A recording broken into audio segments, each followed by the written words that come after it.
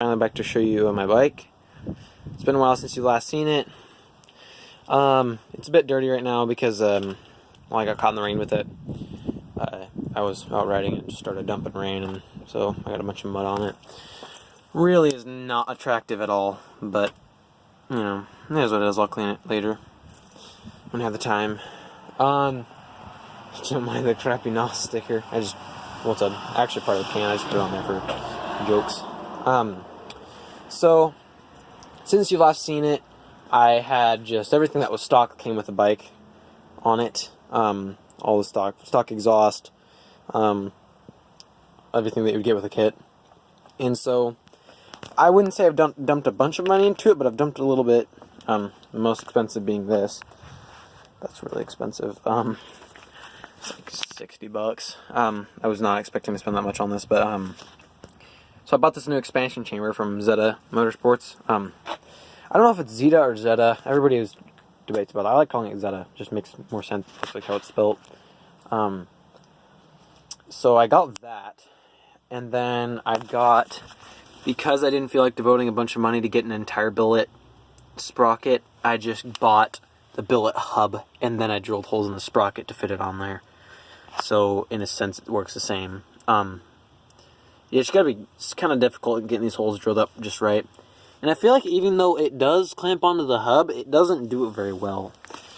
I don't know. It just might be because I did it wrong or something, but it doesn't seem to grab hard. So when I start the bike by dumping the clutch, like just about everybody does, it pulls the actual hub, it twists it, and it hits the front spokes. But then once it hits the back spokes actually, because it's being pulled along. Wait, no. I don't know. It hits one of the spokes, and then once it gets going, it kicks back and moves the other way. And so it's been jerking back and forth on those spokes, and it's kind of concerning to me. But anyways, and then I got this spring-loaded chain tensioner, which I will say is amazing. Unless you want to do compression braking, which a lot of people do with these bikes, then it doesn't really know what to do. And you need to have your chain like this. So you need to have it so it's barely, it can't be really far up and down. It has to be very, just about to the shortest length you can have it on. You have to have it like that, otherwise it will, it'll have some issues.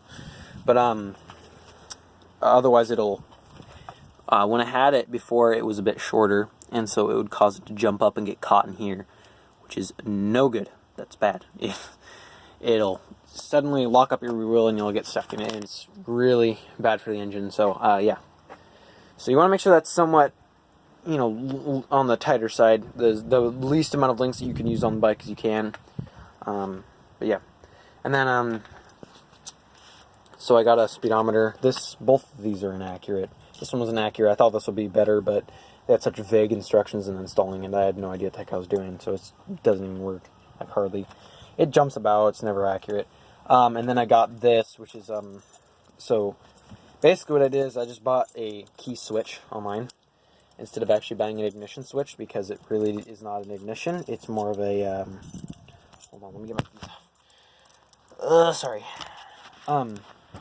It's not much of an ignition. It is just a kill switch. So I used my keys, and it came with a key, 2 of them, and I just turn it on by doing that.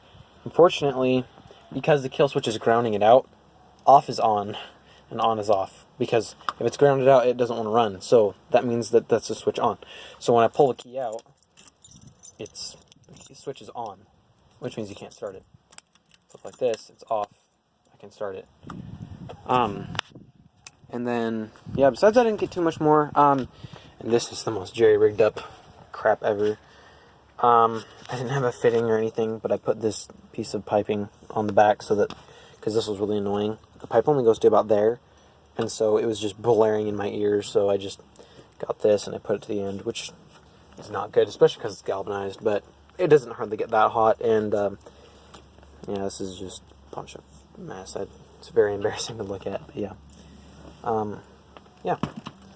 But yeah, so I managed to say yeah 3 times, wow. And then I put bullet cap, valve caps, so yeah, there's that, my dirty bike. I'll clean it up and do some ride videos, but for now I'm just going to take it out and ride. Yeah, thanks for watching.